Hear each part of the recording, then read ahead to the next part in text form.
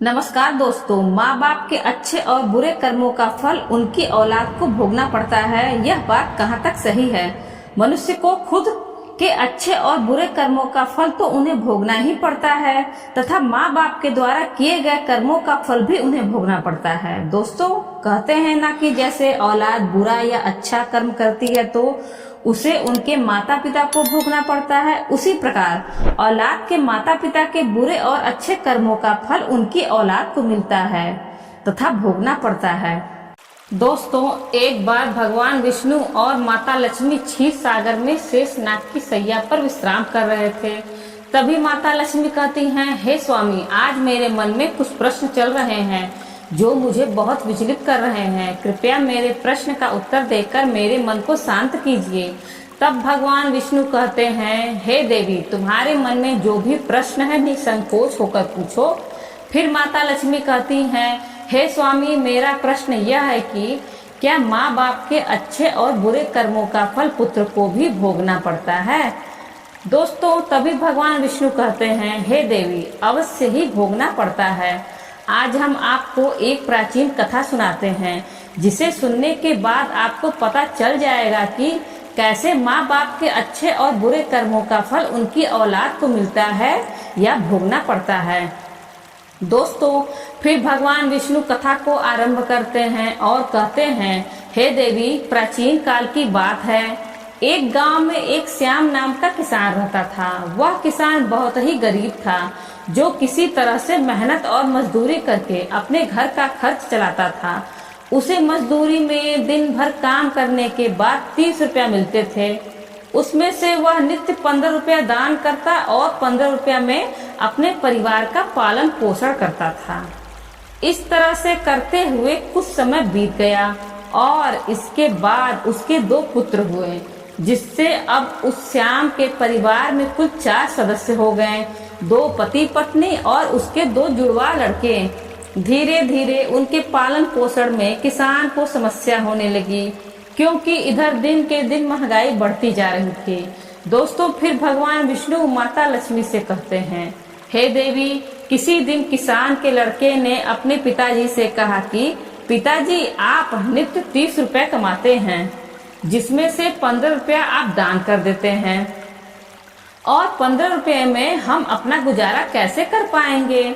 दोस्तों, तब किसान ने अपने लड़के की बातों को सुनकर चुप सा हो गया, जिससे किसान को चुप देख करके उसकी पत्नी ने कहा कि नहीं बेटा, ऐसी कोई बात नहीं है। आपके पिताजी रोज 30 रुपया कमाते हैं और 15 रुपया दान कर देते हैं। यह तुम्हारे लिए ही दान करते हैं, दूसरों के लिए नहीं।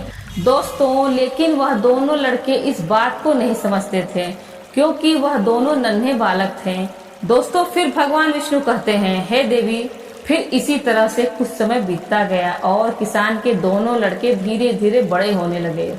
इधर किसान की एक दिन काम करके घर आते समय कार से टकराने की वजह से मृत्यु हो जाती है।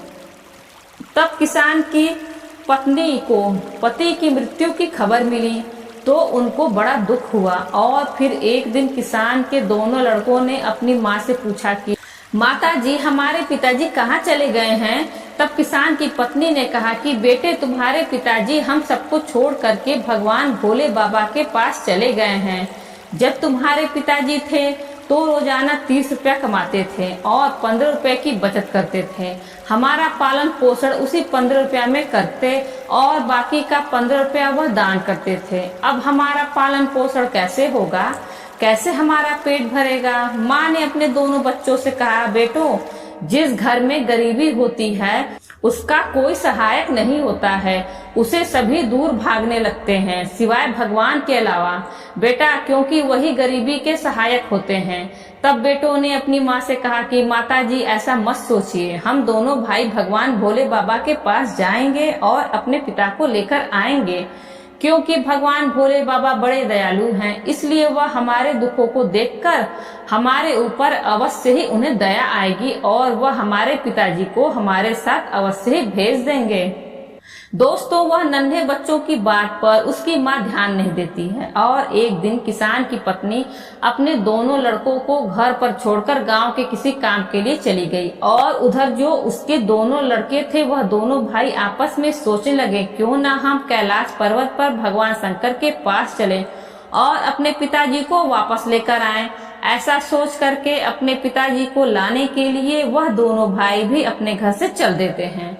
दोस्तों, फिर उन भाइयों को चलते चलते काफी समय बीत गया। उसी समय उनको थकान सा अनुभव हुआ और दोनों भाई एक बहुत विशाल बरगद के पेड़ को देख करके उसकी छाया में आकर के खड़े हो गए। फिर दोनों भाइयों ने सोचा कि बरगद के इस पेड़ की छाया में थोड़ा सा विश्राम करते हैं। तभी उस बरगद के पेड़ ने इंसान की आवाज में कहा, बेटे तुम लोग कौन हो और कहाँ जा रहे हो? मेरी छाया में आज तक तुम्हारे जैसे कोमल बालक नहीं बैठे हैं। फिर उन दोनों बच्चों ने कहा कि हम किसान के बेटे हैं और अपने पिताजी को लाने के लिए हम कैलाश पर्वत पर भगवान भोले बाबा के पास जा रहे हैं। फिर उस बरगद के पेड़ ने जब उन बच्चों की बात सुनी तो वह कहा कि पुत्रों, तुम मेरे लिए भी भगवान भोले बाबा से एक प्रश्न पूछ कर के आना। और कहने लगा कि मैं कई वर्षों से यहाँ पर लगा हुआ हूँ, लेकिन मेरा एक भी पत्ता जमीन पर नीचे नहीं गिरता है और ना ही मेरी डालियां कभी सूखती हैं। मैं कितने वर्षों तक और यहाँ पर खड़ा रहूंगा? मैंने अपने पूर्व जन्म में ऐसा कौन सा पाप किया है जिस कारण से मुझे इस योनि से मुक्ति नहीं मिल पा रही है? इसका कौन सा कारण है? तब उन दोनों लड़कों ने कहा कि ठीक है, हम भगवान भोले बाबा से यह तुम्हारा प्रश्न भी जरूर पूछ करके आएंगे। दोस्तों, फिर भगवान विष्णु माता लक्ष्मी से कहते हैं कि हे देवी, इतना कह करके वह दोनों बालक वहां से आगे चलते चलते रास्ते में उन्हें एक बहुत ही भयानक बड़ा सा सांप मिल गया, जिससे उस सांप को देख करके वह दोनों भाई डर के मारे कांपने लगे और खड़े हो गए। वहां से वह दोनों भाई भागने ही वाले थे, तभी सर्प मनुष्य की आवाज में बोलने लगा और कहा कि बच्चों, तुम मुझसे डरो मत, मुझे इतना बताओ कि तुम कौन हो और कहाँ जा रहे हो। फिर वह दोनों बच्चे उस सर्प के पास गए और हाथ जोड़कर कहने लगे कि हे नाग देवता, हम दोनों किसान के पुत्र हैं और हम दोनों जुड़वा भाई हैं।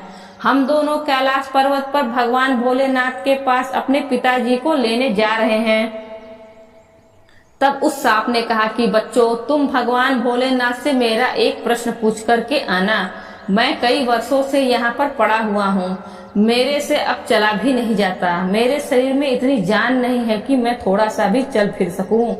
मैंने अपने पूर्व जन्म में ऐसा कौन सा पाप किया है जिस कारण से मुझे इस योनि से मुक्ति नहीं मिल पा रही है?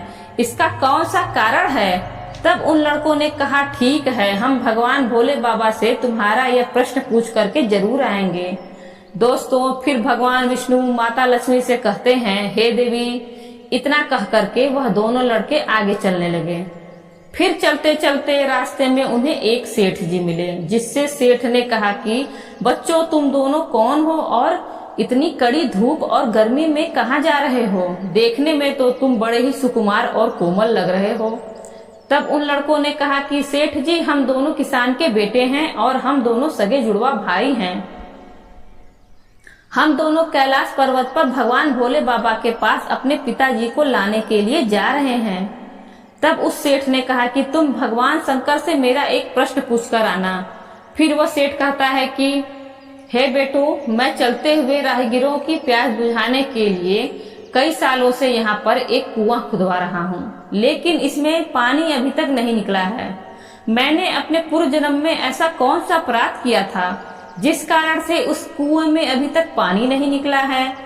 मैंने इसमें बहुत सारे पैसे भी खर्च कर दिए हैं, इसका क्या कारण है?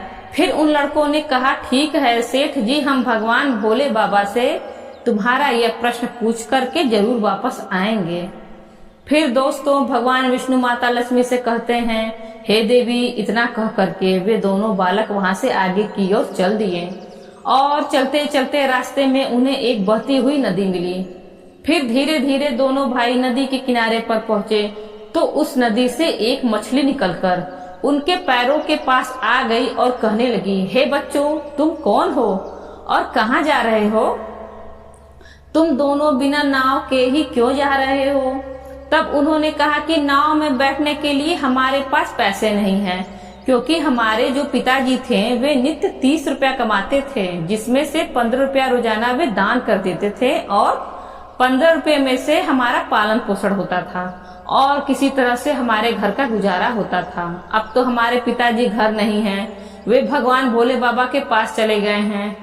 इसलिए हम दोनों भाई उनको लाने के लिए कैलाश पर्वत पर भगवान भोलेनाथ के पास जा रहे हैं। जिससे उन बच्चों की बात सुनकर के उस मछली ने कहा कि बच्चों, तुम भगवान शिव से मेरा एक प्रश्न पूछ करके आना। कई वर्षों से मैं इस नदी में भटक रही हूँ, मेरी 7 पीढ़ियां गुजर गई, परंतु मैं अभी तक इस नदी में रह रही हूँ। मैंने अपने पूर्व जन्म में ऐसा कौन सा अपराध किया था जिसके कारण मुझे इस योनि से मुक्ति नहीं मिल पा रही है? इसका क्या कारण है? तब उन लड़कों ने कहा, ठीक है, हम भगवान भोलेनाथ जी से तुम्हारा यह प्रश्न जरूर पूछेंगे और वापस आते समय तुम्हें बता करके जाएंगे। इतना कह करके वह दोनों लड़के वहां से आगे बढ़े। फिर चलते चलते दोनों भाई नदी के दूसरे किनारे पर पहुंच गए। दूसरे किनारे पर जब वे पहुंचे तो देखा कि एक मरा हुआ व्यक्ति वहां पर पड़ा हुआ है। तो भाई उस मरे हुए आदमी को लांग करके जब जाने लगे तो वह मरा हुआ आदमी चिल्लाने लगा और कहने लगा कि बच्चों, तुम कौन हो और कहां जा रहे हो? तब उन लड़कों ने उसकी आवाज सुन करके कहा कि हम किसान के पुत्र हैं और हम दोनों जुड़वा भाई हैं। हम दोनों भाई कैलाश पर्वत पर भगवान भोले बाबा से अपने पिताजी को लेने के लिए जा रहे हैं। फिर वे मृतक व्यक्ति भी कहने लगा, तुम भगवान भोलेनाथ से मेरा एक प्रश्न पूछ करके आना। मेरा शरीर कई वर्षों से इस नदी के किनारे पर ही है। कभी पानी का लहर आता है तो मेरा शरीर नदी के अंदर चला जाता है, लेकिन वापस नदी के बाहर निकल करके किनारे पर फिर से मेरा शरीर आ जाता है और ना तो मेरा शरीर गलता है और ना ही सड़ता है। इतने सालों से जैसे का तैसा ही है।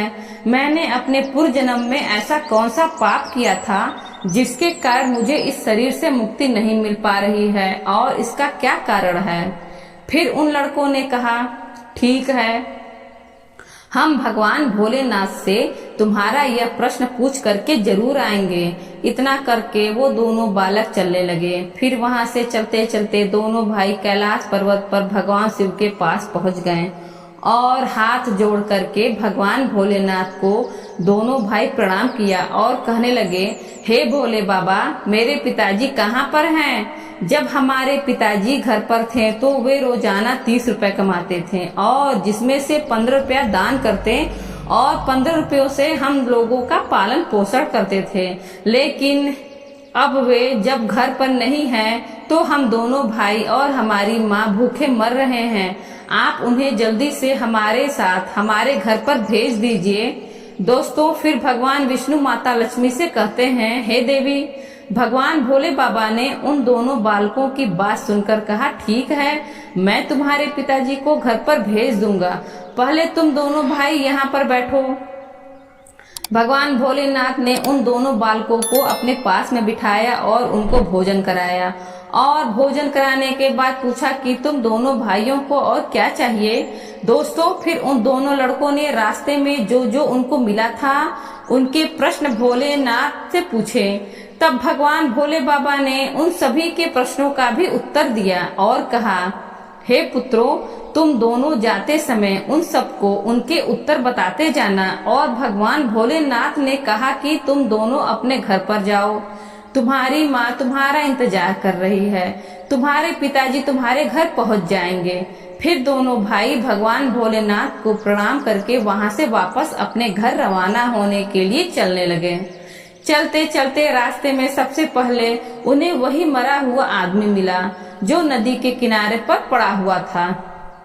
उन दोनों लड़कों को देख करके वह मरा हुआ आदमी कहने लगा, बच्चों, तुमने भगवान भोले बाबा से मेरा प्रश्न पूछा था? तब उन्होंने कहा कि हाँ, हमने भगवान भोलेनाथ से तुम्हारा प्रश्न पूछा था। भगवान भोलेनाथ ने कहा कि तुम पहले बहुत बड़े विद्वान थे, परंतु किसी को भी अपना ज्ञान नहीं बांटा। अब मर गए तो वह ज्ञान तुम्हारे अंदर ही अंदर खौल रहा है। जब तक तुम अपना ज्ञान किसी को नहीं बांटोगे तब तक तुम्हारी आत्मा को शांति नहीं मिलेगी। फिर उस मृतक आदमी ने कहा कि बच्चों, अब ऐसी हालत में मेरे पास ज्ञान लेने के लिए कौन आएगा?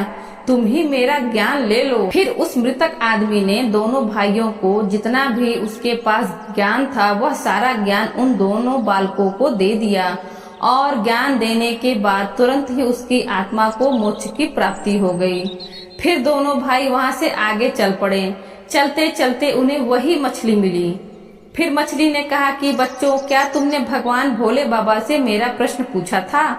तब उन दोनों बालकों ने कहा कि हाँ, भगवान भोलेनाथ से मैंने तुम्हारा प्रश्न पूछा था। तब उन्होंने कहा था कि तुम्हारे अंदर अमृत है और इस अमृत को जब तक तुम किसी को नहीं दोगी तब तक तुम ऐसे ही व्याकुल रहोगी। फिर मछली ने कहा कि बच्चों, अब कौन मिलेगा मुझे? तुम ही मेरा अमृत ले लो। तब मछली ने अपना अमृत उन दोनों बच्चों को दे दिया और अमृत देते ही उस मछली की आत्मा को मोक्ष की प्राप्ति हो गई। इसी तरह से दोनों भाई वहां से आगे बढ़े तो चलते चलते रास्ते में उन्हें वही सेठ मिला जो राहगीरों के लिए कुआं खुदवा रहा था। उस सेठ ने जैसे ही उन दोनों लड़कों को देखा तो कहने लगा कि बेटे, तुम दोनों लोगों ने मेरा भगवान भोले बाबा से प्रश्न पूछा था? तब उन्होंने कहा कि हाँ, पूछा था। जिससे भगवान भोलेनाथ ने कहा कि आपके घर में 2 जवान कन्याएं कुंवारी बैठी हुई हैं। जब तक आप उन दोनों कन्याओं का विवाह नहीं करेंगे और कन्यादान नहीं करेंगे तब तक इस कुएं में पानी नहीं निकलेगा। पहले जो तुम्हारा कर्म है उसे करिए। जो ईश्वर ने तुमको दायित्व सौंपा है, पहले आप कन्यादान करो, उसके बाद इस कुएं को खुदवाओ। दोस्तों, फिर उस सेठ ने उन बालकों से कहा, मैं अपनी कन्याओं के लिए लड़का कहाँ ढूंढने के लिए जाऊंगा, इसलिए तुम दोनों मुझे बहुत ही सीधे स्वभाव के दिख रहे हो और सुंदर भी हो और देखने में एक जैसे भी दिख रहे हो। अब तुम दोनों जवान भी हो गए हो और विवाह के योग्य भी हो गए हो, तो हे बेटों, तुम दोनों ही मेरी लड़कियों से विवाह कर लो। फिर उस सेठ ने अपनी दोनों लड़कियों का विवाह उन दोनों लड़कों के साथ कर दिया और सेठ ने वहां से अपनी दोनों बेटियों को बहुत सारा धन देकर विदा कर दिया। फिर दोनों भाई आगे चले और चलते चलते रास्ते में उनको वही सर्प मिला, जिससे उस सर्प ने कहा कि बच्चों, क्या तुमने भगवान भोले बाबा से मेरा प्रश्न पूछा था? तब उन्होंने कहा कि हाँ, पूछा था। भगवान भोलेनाथ ने कहा कि तुम्हारे पास जो नागमणि है, तुम उस नागमणि को धरती पर नहीं उगलोगे और ना कभी किसी को दान दिया। जब तक तुम इस मणि को दान नहीं करोगे तब तक तुम्हारा शरीर ऐसे ही बना रहेगा। फिर उस सांप ने कहा कि बच्चों, मैं यह नागमणि अब किसको दूं? इस नागमणि को तुम ही ले लो। फिर उस सांप ने अपनी नागमणि को उन बच्चों को दे दिया। दोस्तों, नागमणि को देते ही उस सर्प की आत्मा को मोक्ष की प्राप्ति हो गई। इस तरह से वे दोनों भाई अपनी पत्नी को लेकर फिर आगे चलने लगे और चलते चलते रास्ते में उन्हें वही बरगद का विशाल पेड़ मिला, जिसके नीचे छाया में वे विश्राम करने के लिए बैठे थे। उसने भी पूछा कि बच्चों, क्या तुमने भगवान भोले बाबा से मेरा प्रश्न पूछा था? तब उन्होंने कहा, हाँ, पूछा था। जिससे भगवान भोलेनाथ ने कहा, पूर्व जन्म में तुम्हारा काम गुरुकुल में बच्चों को शिक्षा देना था। तुम्हारा पद एक गुरु का था, परंतु तुम उसके बदले में छोटे छोटे बच्चों से अपना काम करवाते थे और उन्हें अच्छी तरह से शिक्षा नहीं देते थे, जिससे उन बच्चों के श्राप के कारण तुम्हें मोक्ष की प्राप्ति नहीं होगी। इसलिए तुम्हारे अंदर जो ज्ञान भरा हुआ है उसे किसी को दे देना, इसके बाद में तुम्हें फिर मोक्ष की प्राप्ति होगी। दोस्तों, फिर भगवान विष्णु माता लक्ष्मी से कहते हैं, हे देवी, उन दोनों लड़कों की बात सुनकर उस पेड़ ने कहा कि मैं यह ज्ञान किसे दूंगा, तुम ही ले लो। फिर उस बरगद के पेड़ ने दोनों भाइयों को अपना जितना भी उसके पास ज्ञान था सब दे दिया, जिससे उसकी भी आत्मा को शांति मिल गई और वह उस पेड़ की योनि से मुक्त हो गया। फिर दोनों भाई अपनी पत्नियों के साथ चलते चलते अपने घर पहुंच गए। जब दोनों भाई अपने घर पहुंचे तो किसान की पत्नी उनको देख करके बड़ी खुश हुई और कहने लगी कि बेटो, तुम दोनों कहाँ चले गए थे और यह दोनों लड़कियां तुम्हारे साथ में कौन हैं? फिर दोनों भाइयों ने जो भी उनके साथ घटनाएं घटी थी वह सब कुछ अपनी माँ को बता दिया। फिर दोस्तों भगवान विष्णु माता लक्ष्मी से कहते हैं, हे देवी, अब उन दोनों बच्चों को ज्ञान हो चुका था कि हमारे पिताजी वापस नहीं आ सकते। अब उनकी मुक्ति हो चुकी है। उनके पिताजी ने जो दान धर्म किया था उसका फल उन दोनों भाइयों को भगवान भोलेनाथ ने दे दिया। दोस्तों इस प्रकार से भगवान विष्णु ने माता लक्ष्मी को पूरी कथा बताया। माता पिता के अच्छे और बुरे कर्मों का फल उनकी औलाद को कैसे प्राप्त होता है। दोस्तों वीडियो अच्छी लगी हो तो वीडियो को लाइक करें और ज्यादा से ज्यादा अपने मित्रों के साथ शेयर करें और बेल आइकन दबाना ना भूलें, जिससे आगे आने वाले वीडियो की नोटिफिकेशन आपको सबसे पहले मिल सके। और इसी तरह के वीडियो देखने के लिए हमारे चैनल हिंदी कहानी नई पुरानी को सब्सक्राइब करें। धन्यवाद।